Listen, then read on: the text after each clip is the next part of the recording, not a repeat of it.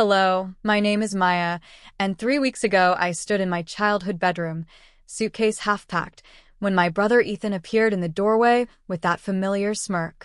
"Pack light, Maya. You're not coming anyway," he said, then walked away laughing. I thought it was another one of his cruel jokes. It wasn't. What followed was the discovery that my family had been systematically draining my finances for years while planning my exclusion from the very vacation I was funding. Sometimes the people who claim to love you are just really good at spending your money. I had been looking forward to this trip for months. The annual family reunion in Colorado, something we'd done every summer since I was 12. This year was special. It was our grandfather's 80th birthday, and I'd volunteered to coordinate everything. The cabin rental, the catering, the surprise party decorations, even the professional photographer. My savings account had taken a significant hit, but family was worth it. At least, that's what I kept telling myself as I transferred another payment for the upgraded cabin package. The night before we were supposed to leave, I was in my apartment folding sweaters when my phone buzzed. A group text from Mom. "Can't wait for tomorrow. Final head count is 8. I counted in my head. Mom, Dad, Ethan, his wife Jessica, my sister Zoe, her boyfriend Tyler, Grandpa, and me. That was 8. But something felt off about the way she phrased it. I called her. "Hey Mom, just confirming, we're all meeting at the airport at 7 a.m., right?" There was a pause. "Oh, well, honey, didn't Ethan tell you? The plans changed. We're driving now instead of flying. More cost-effective." "Driving? But I already have my plane ticket. And the cabin is 4 hours away." Another pause. "Well, you could still fly if you want. Meet us there." The conversation felt strange, but I shrugged it off. My family had always been disorganized when it came to travel plans. I figured I'd just stick with my original flight and meet them at the cabin. The next morning, I arrived at the airport with my small carry-on, excited despite the confusion. As I waited in the security line, I decided to text the family group chat to let them know I was boarding soon. That's when I saw it. A new group chat called Colorado Trip, Final Group. I wasn't in it. My stomach dropped as I scrolled through my phone, looking for our original family chat. It was gone. Archived. Hidden. I called Ethan. He picked up on the fourth ring, and I could hear laughter and music in the background. "Hey Maya, what's up?" "Ethan, I'm at the airport. Where's the new group chat? Am I supposed to meet you guys at the cabin?" The laughter in the background got quieter. "Oh, about that." "Yeah, so we decided to make it just the core family this year. You know, keep it small. Intimate." "Core family? I'm your sister. I mean like couples and grandpa. You'd just be, the odd one out. It would be awkward." I stood in the middle of the airport, people flowing around me like water around a stone. "Ethan, I paid for half of this trip. I organized everything." "Yeah, and we appreciate that." "Really? But the decision's made. Maybe next year." He hung up. I stared at my phone, waiting for it to ring again, for him to call back and say it was a joke. It didn't ring. I walked to the departure board, found my gate, and sat down. My flight was boarding in 30 minutes. I could still go. I could show up at the cabin I'd rented and force them to explain themselves face to face. Or I could go home and pretend this never happened. I chose the latter. I've always chosen the path of least resistance when it comes to my family. The Uber ride home was silent. The driver kept glancing at me in the rearview mirror, probably wondering why someone was leaving the airport with luggage instead of arriving. I stared out the window, watching the city blur past, and tried to make sense of what had just happened. Back in my apartment, I sat on my couch with my laptop and did something I should have done months ago. I opened my banking app and started scrolling through the transactions related to the Colorado trip. The cabin rental, $2,400. The catering deposit, $800. The photographer, $600. The decorations and supplies, $300. The total came to just over $4,000, all from my account. I looked for any contributions from my family members. There were none. Not a single payment, transfer, or reimbursement. I had funded the entire trip that I was now excluded from.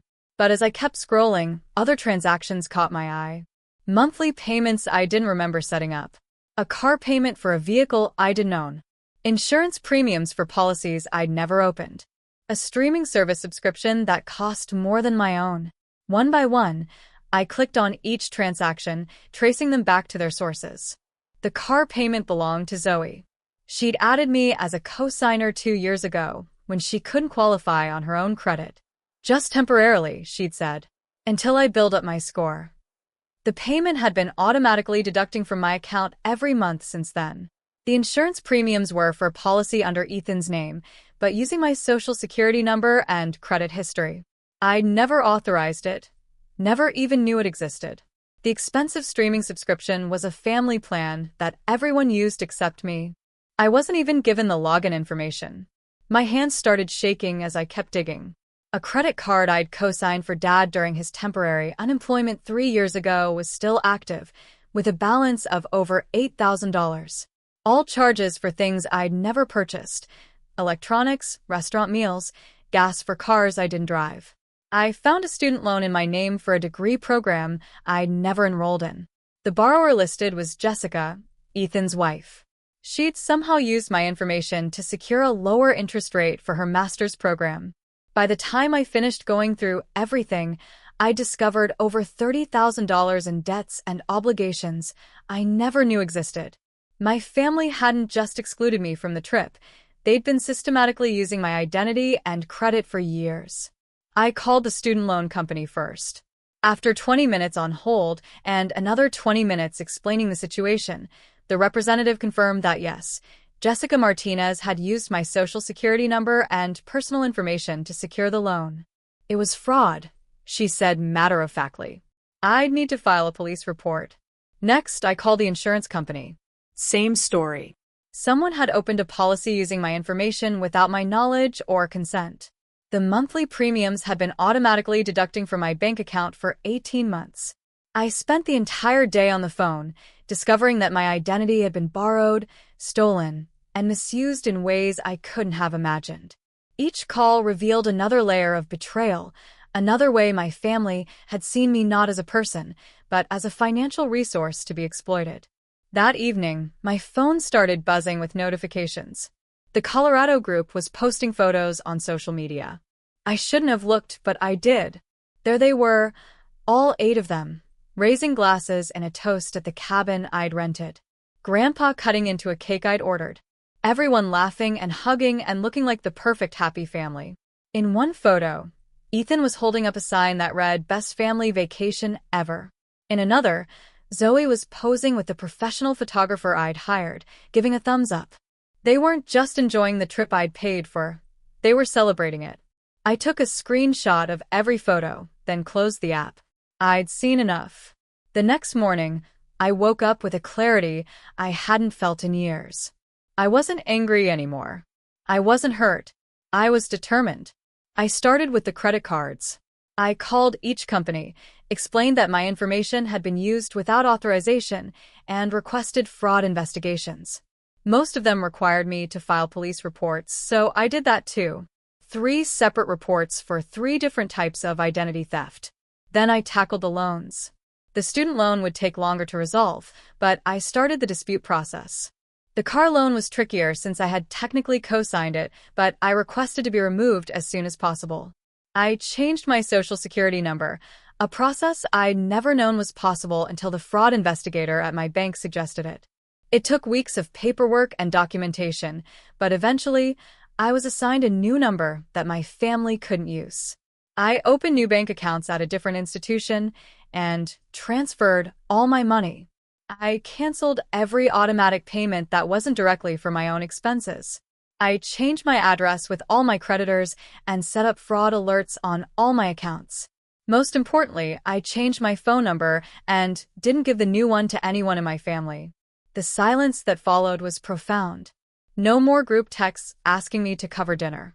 No more emergency calls asking for loan co-signatures. No more casual requests for temporary financial help.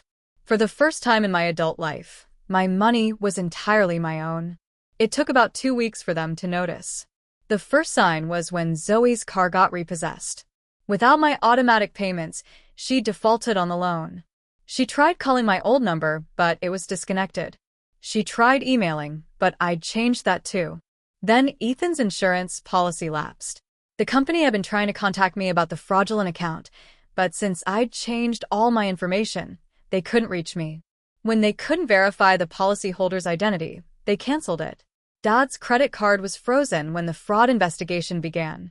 He'd been using it to pay for the family's groceries, gas, and entertainment. Suddenly, none of his cards worked. I know all this because Mom finally tracked down my work number and called me there. She was crying, which was unusual for her. Mom didn't cry. "Maya, honey, there's been some kind of mistake with the bank accounts. Everything's frozen, and we can't figure out what happened. Can you call them and sort it out?" I was sitting in my office, looking out at the city skyline, when she called. I felt strangely calm. "It's not a mistake, Mom. I filed fraud reports for all the accounts that were opened in my name without my permission." Silence. "What fraud reports?" "Honey, we're family. You helped us out, remember? You co-signed things. You agreed to help." I agreed to help temporarily. I didn't agree to have my identity stolen. I didn't agree to have secret loans taken out in my name. And I definitely didn't agree to be excluded from the vacation I paid for. About Colorado, that was Ethan's idea. I didn't think you'd really mind. I minded, Mom. I minded a lot. But more than that, I minded discovering that my family has been using me as a personal ATM for years while treating me like I don't exist. Another long silence. "So, what do we do now?" "You figure it out. Like adults. Like the independent people you pretend to be, when it's convenient." I hung up and turned off my phone. I didn't turn it back on for 3 days. When I finally did, there were 47 missed calls and 63 text messages. I read through them all at once, like ripping off a Band-Aid. "Ethan, what the hell is wrong with you? You're destroying the family over money." "Zoe. Maya, please call me. I can't afford a car payment without your help. I'll lose my job." "Dad, this is ridiculous. Family helps family. Stop being selfish." "Jessica, you're seriously going to ruin my education over a misunderstanding?" And then, buried in the middle of all the anger and blame and manipulation, one message from Grandpa. "Maya, I'm sorry about Colorado. I didn't know you weren't invited until we got there. That wasn't right." I saved that one and deleted the rest. Over the next few weeks, the messages got more desperate and then more angry. They tried guilt, then threats, then promises to make it right if I just fixed the banking issues. But they never once acknowledged what they'd done. They never apologized for the years of financial abuse or the calculated exclusion from the trip. They just wanted their access back. I didn't give it to them. Instead, I did something I'd been thinking about for weeks. I wrote everything down. Every transaction, every lie, every promise that was broken. I documented the timeline of how they'd gradually taken over my financial life while simultaneously erasing me from my own family. I didn't post it online or send it to anyone at first. I just wrote it for myself, to make sense of what had happened and to have a record in case I started doubting my own memories. But then I remembered something Grandpa had said at last year's reunion. The truth has a way of finding its way out, even when people try to bury it. I sent my documentation to 3 people: my Aunt Sarah, Mom's sister, my cousin David, who'd always been kind to me, and my grandmother on Dad's side. I didn't ask them to do anything with it. I just wanted someone else to know the truth. The response was swift and surprising. Aunt Sarah called me within hours. "Maya, I had no idea. Your mother never told me you were paying for everything. She made it sound like you were all contributing equally." Cousin David texted. "This explains so much. I always wondered how they afforded all those trips and upgrades." Grandma sent a handwritten letter that arrived 3 days later. "I'm proud of you for standing up for yourself. I'm sorry it took you so long to feel like you could." But the most meaningful response came from an unexpected source: other cousins and family friends who had heard whispers of the story. They started reaching out to share their own experiences of being used or excluded by various family members. I realized I wasn't the only one who had been treated this way. I was just the first one to say no. 6 months later, I ran into Ethan at a coffee shop downtown. He looked tired and older than I remembered. He was alone, which was unusual for him. "Maya," he said, approaching my table cautiously. "Can we talk?" I gestured to the chair across from me. He sat down but didn't order anything.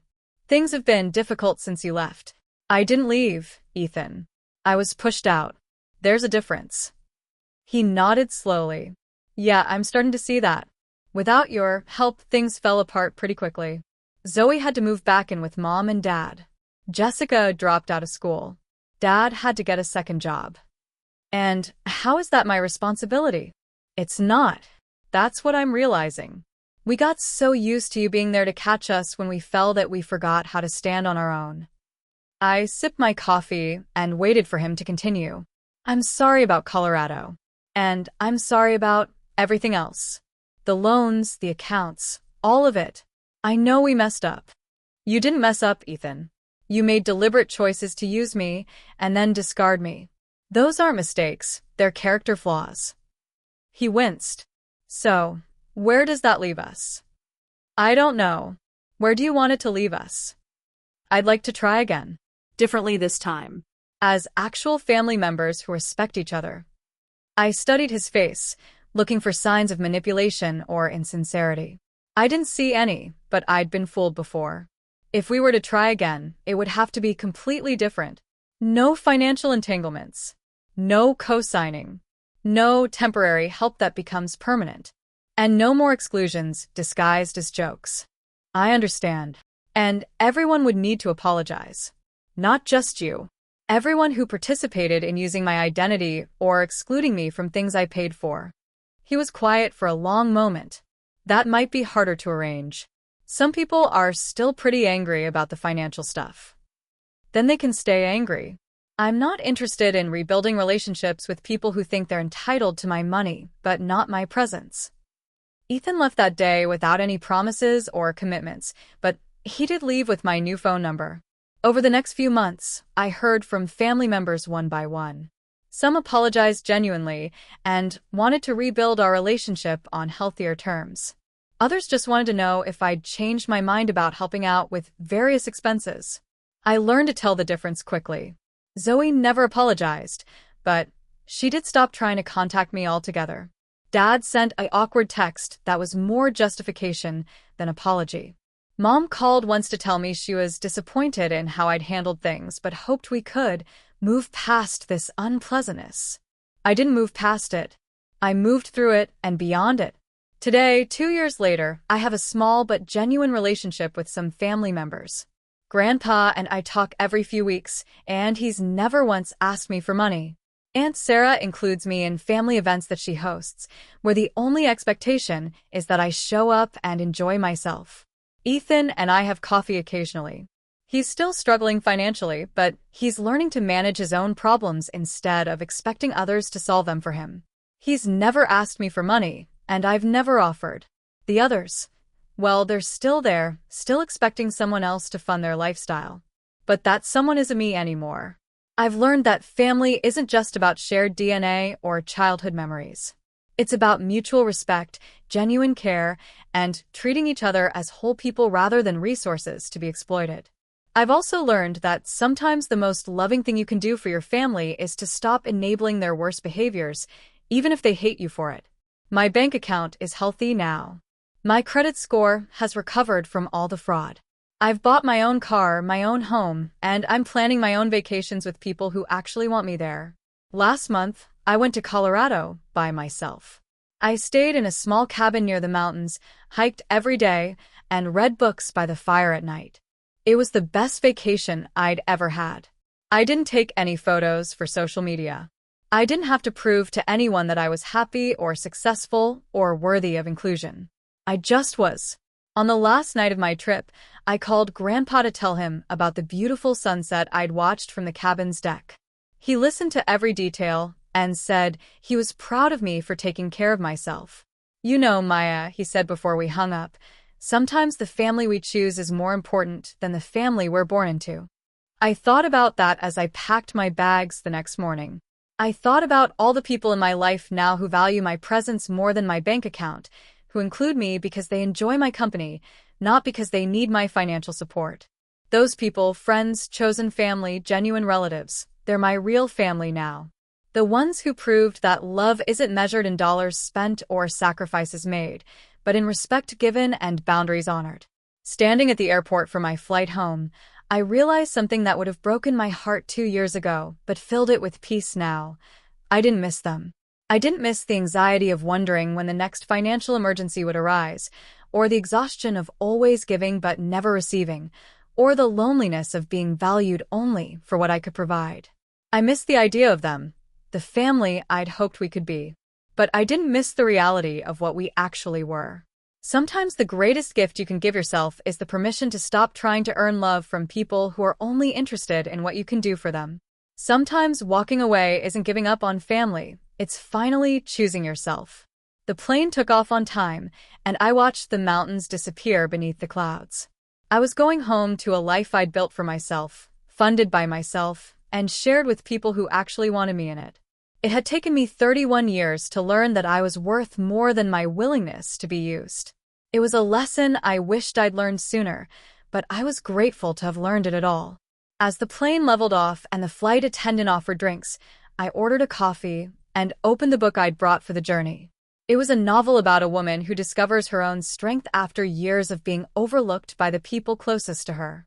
I smiled as I read the first chapter, recognizing myself in the character's journey from invisible to independent. Some stories, I realized, are worth living through, even when they hurt, especially when they lead to freedom. The coffee was good, the book was engaging, and the seat next to me was empty, a small luxury I'd paid for myself. For the first time in years, I felt like I was exactly where I belonged. But this story doesn't end on that airplane. It continues in the months and years that followed, as I learned to navigate a world where I was finally, truly free. 3 months after my solo Colorado trip, I got a call that changed everything. It was from a lawyer representing Grandpa's estate. He had passed away peacefully in his sleep, and apparently, he'd left me something in his will. "Miss Chun," the lawyer said, "your grandfather has bequeathed to you his entire savings account, as well as a letter he wrote specifically for you." I was stunned. Grandpa had been the only family member who truly understood what I'd been through, but I never expected this. The amount was substantial, enough to pay off my mortgage and still have money left over for investments. But it was the letter that made me cry. "My dear Maya," it began, "by the time you read this, I hope you've learned what it took me 70 years to understand, that being family means choosing to love and support each other, not taking advantage of each other's generosity. You were the only one who ever helped without expecting anything in return, and you were the only one brave enough to walk away when helping became hurting. I'm proud of you for choosing yourself. Use this money to build the life you deserve, not the life others expect you to fund." The inheritance came with one condition: none of it could be shared with or given to any other family members. Grandpa had been specific about that. He knew them well enough to predict they'd come crawling back once they learned about the money. He was right. Within a week of the will being read, my phone started ringing again. Family members who hadn't spoken to me in months suddenly wanted to reconnect and heal our family. Mom left a voicemail saying she'd had a revelation about how badly they'd treated me and wanted to make amends. Ethan sent a long text about how much he missed me and hoped we could start fresh. I listened to every voicemail and read every text. Then I deleted them all. The only person I called back was Aunt Sarah, who had reached out not to ask for money, but to warn me that the others would try. "They're all struggling financially," she told me. "Zoe's had 3 jobs in the past year, and can't keep any of them. Your parents are talking about downsizing their house. Jessica never finished her degree and is working at a call center. They see your inheritance as their salvation." "Good thing it's not available to them," I said. "Maya, I want you to know, I think your grandfather did the right thing. You were the only one who ever took care of him without expecting anything back. You visited him every week even when the others only showed up for birthdays and holidays. You earned that money through years of genuine love and care." That conversation helped me feel confident in my decision to maintain my boundaries. The inheritance wasn't about money, It was about being seen and valued by someone who mattered. I used part of the money to start a small business helping people recover from financial abuse. I'd learned so much navigating my own situation that I wanted to help others do the same. The business grew slowly but steadily, and within a year, I was able to quit my corporate job and work for myself.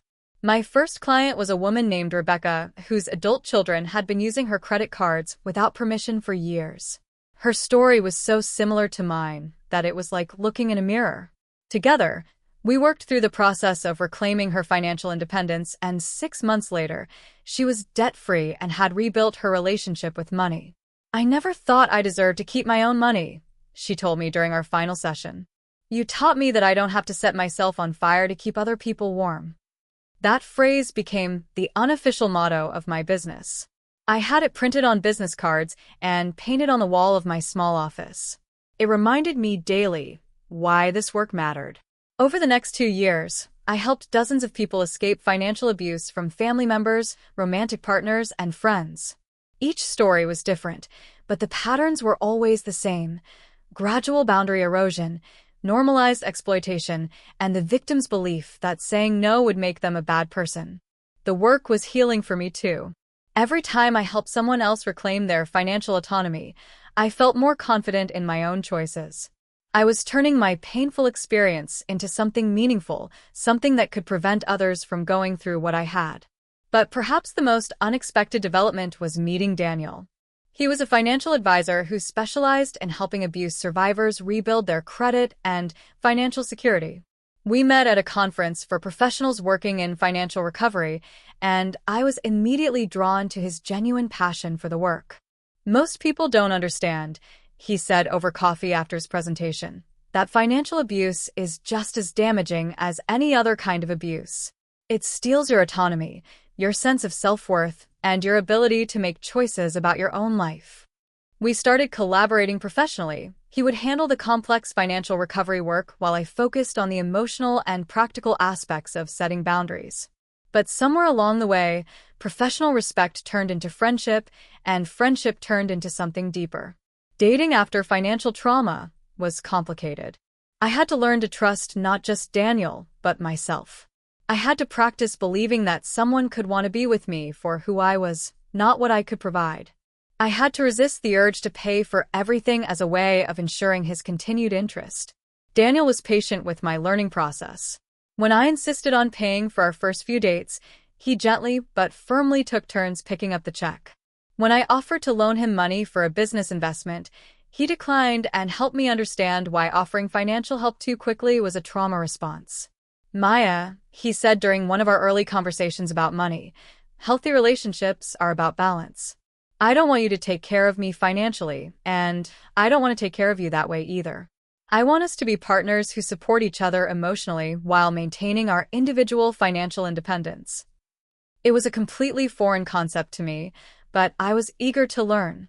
Our relationship progressed slowly and deliberately. We talked about money openly and regularly, sharing our financial goals and boundaries. We kept separate bank accounts and split shared expenses equitably. When we moved in together after a year of dating, we created a household budget that reflected both of our contributions without anyone sacrificing their financial autonomy. For the first time in my life, I was in a relationship where money wasn't a weapon, a tool for control, or a measure of love. It was simply a practical resource that we managed together with mutual respect and transparency. Meanwhile, my family situation continued to deteriorate. Through Aunt Sarah, I learned that my parents had indeed downsized their house and were now renting a small apartment. Ethan and Jessica had divorced, unable to handle the financial stress once my support was removed. Zoe had moved back in with our parents and was working 2 part-time jobs to help with their rent. I felt sad for them, but I didn't feel guilty. Their problems were the natural consequences of years of financial irresponsibility and overdependence on others. They were finally learning lessons they should have learned decades earlier. The only contact I maintained was with Aunt Sarah and a few cousins who had never asked me for money. We had holiday dinners together, small gatherings where the focus was actually on spending time together rather than discussing who was picking up the check. 3 years after cutting contact with my immediate family, I received an unexpected letter in the mail. It was from Mom, handwritten on stationery I recognized from my childhood. "Dear Maya," it began, "I've been thinking a lot about the past few years, and I owe you an apology that's long overdue. I've been in therapy trying to understand how our family became so dysfunctional, and I'm beginning to see how unfairly we treated you. You were always the responsible one, the one we could count on, and instead of appreciating that, we took advantage of it. I'm sorry for the years of financial abuse. I can call it what it was now. I'm sorry for excluding you from Colorado. I'm sorry for not protecting you from your siblings' behavior.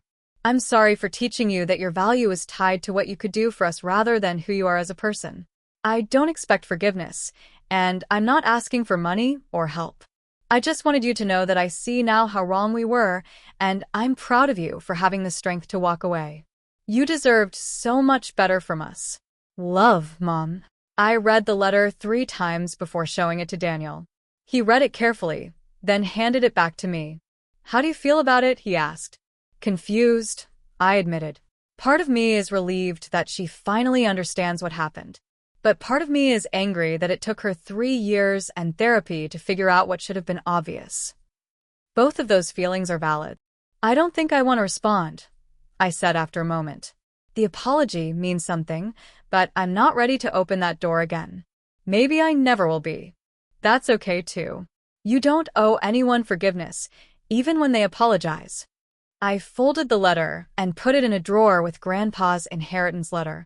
2 pieces of paper that bookend the most transformative period of my life. 6 months later, Daniel proposed. He did it simply, over dinner at our favorite restaurant, with a ring he'd picked out himself using his own money. There was no expectation that I would pay for the wedding, no assumption that my inheritance would fund our future. He wanted to marry me, not my bank account. We had a small wedding with the family I'd chosen: Aunt Sarah, my genuine cousins, Daniel's family, and friends from our business community. It was the first family celebration I'd ever attended where I felt completely wanted and valued for who I was. My biological family wasn't invited. I felt some sadness about that, not because I missed them, but because I mourned the family I'd always hoped we could be.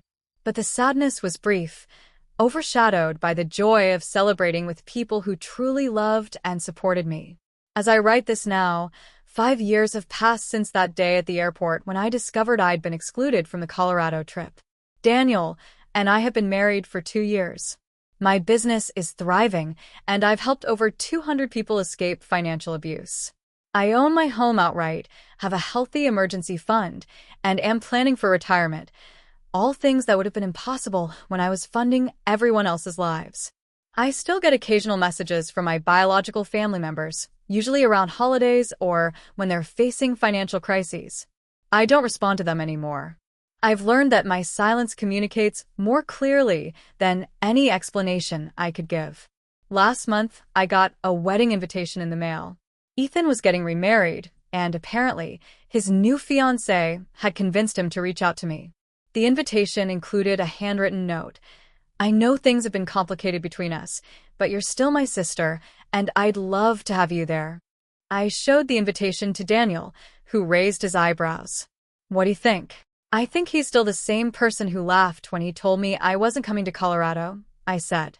An invitation to his wedding doesn't erase years of financial abuse and emotional manipulation. I sent a polite decline with no explanation. 2 weeks later, I got an angry text from Zoe calling me petty and vindictive for holding grudges. I blocked her number without responding. The difference between the old Maya and the new Maya is that I no longer feel guilty for protecting my peace. I don't owe anyone my presence, my money, or my emotional energy just because we share DNA. I've learned that family is something you build, not something you're born into. My real family now consists of Daniel, our close friends, the relatives who genuinely care about me, and the community I've built through my work. These are people who celebrate my successes without expecting to benefit from them, who support me during difficult times without keeping score, and who value my presence more than my presence. I think about that scared, confused woman standing in the airport 5 years ago, and I want to tell her that everything is going to be okay. Better than okay.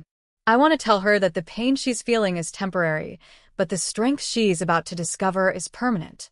I want to tell her that losing a toxic family will make room for a healthy one. But mostly, I want to tell her what I learned from Grandpa's letter, that choosing yourself isn't selfish, it's survival. And sometimes, the greatest gift you can give yourself is the permission to stop trying to earn love from people who are only interested in what you can do for them. The airplane that day wasn't just taking me away from Colorado, it was taking me toward the life I was meant to live. A life where my worth isn't measured by my willingness to be used, where my relationships are based on mutual respect rather than financial dependency, and where I'm valued for who I am, not what I can provide. It took me 31 years to learn that lesson, but it was worth every difficult day that led me here. Because now I know who I am when I'm not trying to be what everyone else needs me to be. And that person? She's pretty amazing. Maya's journey reminds us that healing from family trauma isn't a destination. It's an ongoing process of choosing yourself every day. Financial abuse leaves scars that take time to heal, but those scars can become sources of strength when we use our experiences to help others and build healthier relationships. Sometimes the family that raised you isn't the family that deserves you, and it's not only okay to choose yourself, it's necessary. Your worth isn't determined by what you can provide for others, but by how well you protect and value yourself. Remember, you don't have to set yourself on fire to keep other people warm. But even as I write those words, I know that healing isn't linear and closure isn't always clean. There are still days when I question my choices, still moments when I wonder if I was too harsh or unforgiving. Those doubts usually come late at night or during quiet moments when my mind wanders back to childhood memories that weren't all bad. 7 years after Colorado, those moments of doubt became more frequent when I discovered I was pregnant. Daniel and I had been trying for a baby for over a year, and when the pregnancy test finally showed 2 pink lines, we were overjoyed. But as the initial excitement settled, a new kind of anxiety crept in. I was going to be a mother, which meant I had to decide what kind of family I wanted to create for my child. Do you think about them? Daniel asked one evening as we discussed baby names. We were sitting on our couch, my hand resting on my still small belly, and he noticed I'd been quieter than usual. Every day, I admitted, I keep wondering if my child will grow up wondering why they don't have grandparents or aunts and uncles in their life. What if they resent me for cutting ties? And what if you hadn't cut ties? What kind of relationships would they have with people who financially abused their mother? It was a good point, but it didn't entirely ease my concerns. I'd seen other families navigate difficult relationships while still maintaining some level of connection. Was I depriving my child of that possibility? The questions became more pressing when I was 6 months pregnant and received a baby gift in the mail. No return address, but I recognized the handwriting on the card. Mom's. Inside was a beautiful hand-knitted baby blanket in soft yellow and white, with a card that simply said, "Congratulations. Love, Grandma Vera." I held that blanket for a long time, feeling its softness, admiring the intricate stitching. Mom had always been talented with crafts, and she'd clearly put hours of love into making this. It was the kind of gesture that made me remember why I'd loved her so much as a child, before I understood the difference between love and manipulation. "What are you thinking?" Daniel asked, finding me in the nursery we'd been preparing. "I'm thinking about how complicated people can be," I said. She hurt me deeply, but she also made this beautiful thing for our baby. Both things can be true at the same time. "What do you want to do with it?" I folded the blanket carefully and placed it in the crib. "I want to keep it." But keeping a gift doesn't mean reopening a relationship. That became my approach throughout the rest of my pregnancy and into early motherhood. I accepted that my feelings about my family were complex and contradictory, and I didn't have to resolve those contradictions to make good decisions about my boundaries. When our daughter Emma was born, the joy was overwhelming. Daniel and I spent hours just staring at her perfect little face, marveling at the life we'd created together. She was healthy and beautiful, with Daniel's dark hair and my stubborn chin. The first few weeks were a blur of sleepless nights and steep learning curves, but we found our rhythm. Daniel took paternity leave, and we figured out parenting together, making mistakes and celebrating small victories as a team. About a month after Emma's birth, Aunt Sarah came to visit. She brought homemade soup and offers to help with laundry, but mostly she just wanted to meet her new great-niece. "She's perfect," Sarah said, holding Emma with the practiced ease of someone who'd raised 4 children of her own. "She looks just like you did as a baby." "Really?" "Oh, yes." Same serious expression, same way of observing everything around her. "You were always watching, even as an infant, like you were trying to figure out how the world worked." It was nice to hear stories about my babyhood from someone who remembered them fondly. Sarah had always been good at sharing family history without agenda or manipulation. "Have you heard from anyone else?" she asked carefully, clearly referring to my immediate family. "Nothing directly, though somehow they found out about the baby because Mom sent a blanket." Sarah nodded. "Word travels in families, even when people aren't speaking. Your cousin David probably mentioned it to his mother, who told her sister, who told your mom." "How are they doing?" I found myself asking, surprising myself with the question. "Struggling mostly. Your parents are getting older, and without your help, they're having to face a lot of realities they avoided for years." Ethan's remarriage didn't last. His new wife left when she realized how much debt he was carrying. Zoe is still Zoe, blaming everyone else for her problems. I felt a familiar mixture of sadness and relief. Sadness for the pain they were experiencing, relief that it wasn't my responsibility to fix it. "Do you think I should reach out?" I asked. Now that I'm a mother myself, I keep thinking about family legacy and what Emma will inherit from all this. Sarah was quiet for a moment, gently rocking Emma as she considered her answer. "I think," she said finally, "that the best legacy you can give Emma is showing her what healthy boundaries look like. She'll inherit your strength, your independence, and your ability to choose relationships that serve you rather than drain you. Those are gifts that will serve her much better than a relationship with grandparents who might repeat the same patterns with her that they did with you." It was wise advice, and it helped me feel more confident in my choices. But as Emma grew from an infant into a curious toddler, the questions became more practical. "Mama, where's your mommy?" Emma asked one day, when she was 3, after spending the afternoon playing at the home of her friend whose grandmother lived nearby. "My mommy lives far away," I said, which was technically true. "But you have lots of people who love you. You have Daddy and me and Aunt Sarah and Uncle David and all of Daddy's family. Don't you miss her?" The question, asked with such innocent directness, hit me harder than I expected. "Sometimes I do," I admitted. "But sometimes when we love people, we have to love them from far away." "Why?" "Because sometimes people don't know how to love us back in healthy ways, and we have to protect ourselves." It wasn't a perfect explanation for a 3-year-old, but it was honest. And as Emma got older, I planned to give her more details in age-appropriate ways.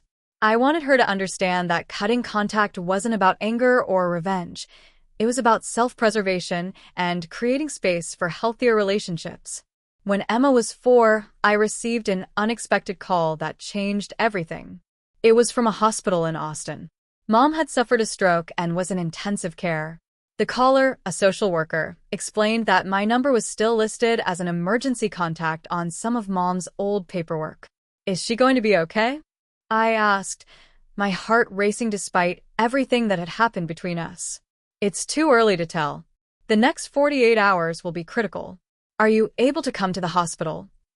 I sat in my kitchen after hanging up the phone, staring at the wall where Emma's artwork was displayed. Daniel was at work, Emma was at preschool, and I was alone with the weight of this news. I called Daniel first, explaining the situation. He left work immediately and came home to be with Emma while I drove to Austin.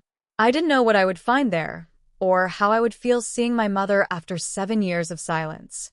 The ICU was sterile and overwhelming, full of beeping machines and hushed conversations. I found Mom's room and stood in the doorway for a long moment before entering. She looked so much older than I remembered, frilier, with gray hair and lines around her eyes that hadn't been there before. Ethan was sitting beside her bed, holding her hand.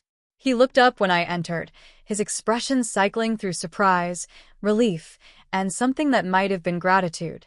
"Maya," he said quietly. I wasn't sure you'd come. I wasn't sure either. We sat in awkward silence for a while, both of us watching the monitors track Mom's vital signs. She was unconscious, breathing with the help of a ventilator, and the doctors had said her condition was critical. She asked about you, Ethan said after a while. These past few years, especially after she heard about Emma. She regretted how things ended between you. Did she regret what she did, or just the consequences of what she did? It was a harsh question, but I needed to know the answer. Ethan was quiet for a long moment. I think she genuinely understood that we were wrong, that we used you, that we took you for granted and treated you terribly, but not enough to apologize directly. She was scared you'd reject her. She thought you hated us all. I never hated you, I said, and I realized it was true. I was hurt and angry, but I never hated you. I just couldn't keep allowing myself to be used. We talked for hours that day, honestly and openly in a way we never had before. Ethan told me about his failed marriages, his financial struggles, and how he'd finally started therapy to address his pattern of using people. He apologized again, more deeply and specifically than he ever had before. I understand if you can never forgive me, he said. But I want you to know that I see now how selfish and cruel we were. You were the best of all of us, and we treated you the worst. Mom never regained consciousness. She passed away peacefully 3 days later, with Ethan, Zoe, and me by her side. It was the first time the three of us had been in the same room in 7 years. Planning the funeral was surreal. We fell into old patterns, me organizing and coordinating while Ethan and Zoe followed along, but this time, they insisted on paying for everything themselves. It was a small service, attended by neighbors, church friends, and extended family. I gave a eulogy that was honest but kind, acknowledging both Mom's flaws and her genuine love for her children. After the service, Zoe approached me hesitantly. She looked tired and older, wearing a black dress that had seen better days. I owe you an apology, she said without preamble. A big one. For years of apologies, really.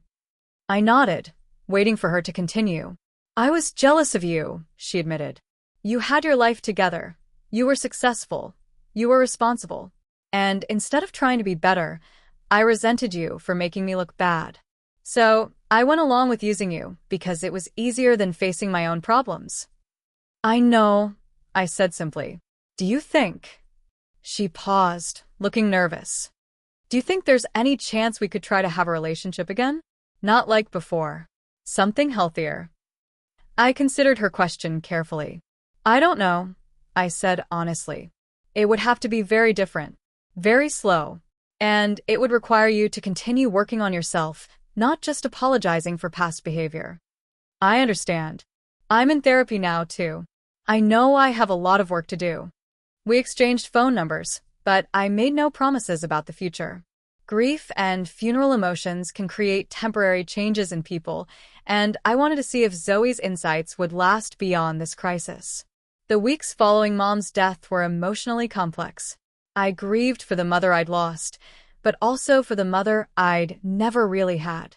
I grieved for the years of estrangement, but I also felt relief that I'd protected myself and my family from continued abuse. Emma asked questions about why Mama was sad, and I tried to explain death and family complications in ways a 4-year-old could understand. She was curious about these relatives she'd never met, and I showed her pictures while telling her stories about the good times we'd had when I was younger. Can I meet Uncle Ethan? She asked one day. Maybe someday, I said. Right now, we're still figuring out how to be family again. 3 months after the funeral, Ethan called to ask if he could take me and Emma to lunch. It was a small step, but it felt significant. We met at a casual restaurant where Emma could color and be entertained while the adults talked. Watching Ethan interact with Emma was revealing. He was gentle with her, patient, and genuinely interested in her thoughts and stories. He didn't try to buy her affection with gifts or promises, and he didn't push for more access than I was comfortable giving. She's amazing, he said as Emma showed him her coloring book. She has your curiosity and your kindness. Thank you. Can I ask, would you be open to occasional visits like this? I don't want to overstep, but I'd like to know my niece if you're comfortable with that. I thought about it for a moment. We can try, I said. But slowly. And if you ever fall back into old patterns, asking for money, making demands, treating me like I owe you something, I won't hesitate to cut contact again. I understand. And I won't. I can't afford to lose you again. Over the next year, Ethan and I slowly rebuilt a limited but genuine relationship. We had lunch once a month, always in public places, always with clear boundaries about topics we wouldn't discuss. He never asked for money, never made demands on my time, and respected my decisions about what I was and wasn't comfortable with. Zoe took longer to prove herself. Her initial enthusiasm for change faded after a few months, and she started making subtle requests for small favors that I recognized as tests of my boundaries. When I consistently said no, she became frustrated and accused me of being unforgiving. I guess some people don't really change, I told Daniel after a particularly manipulative text from Zoe. Some do, some don't, he agreed. The important thing is that you're not responsible for managing their growth. You can leave the door open for genuine change while protecting yourself from continued manipulation. I eventually stopped responding to Zoe's messages, but I left communication open for Ethan as long as he continued to respect my boundaries. Now, as I write this, Emma is 6 years old, and Daniel and I are expecting our second child. Emma knows she has an Uncle Ethan who visits sometimes, and she's met a few of Daniel's relatives who live nearby. She has loving grandparents on Daniel's side who spoil her appropriately and respect our parenting decisions.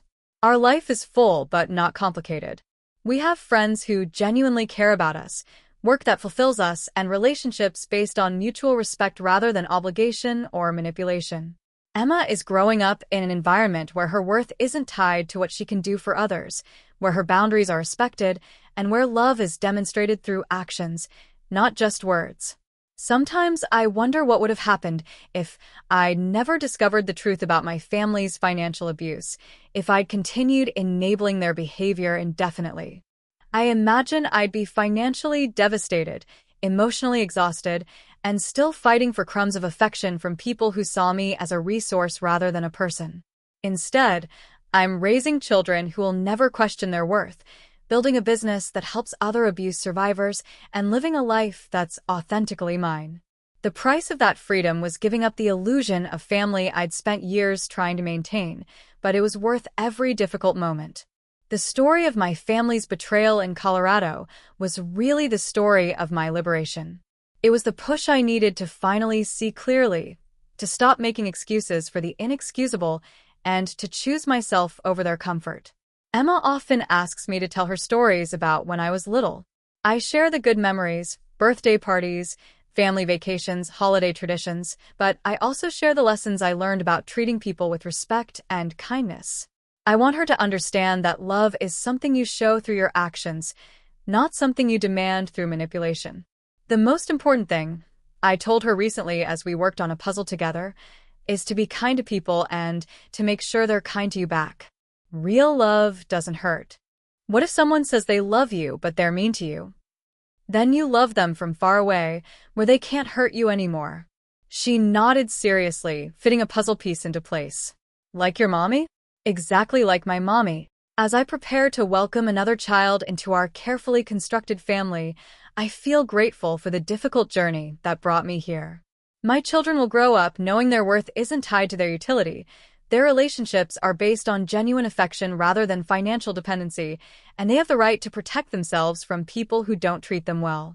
That's a legacy worth fighting for, even if it meant losing the family I was born into to create the family I chose. The truth is, sometimes the greatest act of love is walking away. Sometimes protecting your peace requires disappointing people who never protected yours. And sometimes the family that raises you isn't the family that deserves you. I learned all of this the hard way, standing in an airport 7 years ago, reading a text that excluded me from a trip I'd funded. But every difficult step since then has led me to this life, this family, this peace. And I wouldn't change a thing. Maya's complete journey shows us that healing from family trauma is possible, but it requires courage, consistency, and the willingness to choose yourself even when it's difficult. Financial abuse can be overcome, toxic relationships can be left behind, and new, healthier families can be built from the ground up. The scars from family betrayal can become sources of strength, wisdom, and compassion that help others navigate similar challenges. Most importantly, we learn that our worth isn't determined by others' treatment of us, but by how well we protect and value ourselves. Sometimes the greatest gift we can give the next generation is showing them what healthy boundaries look like in action.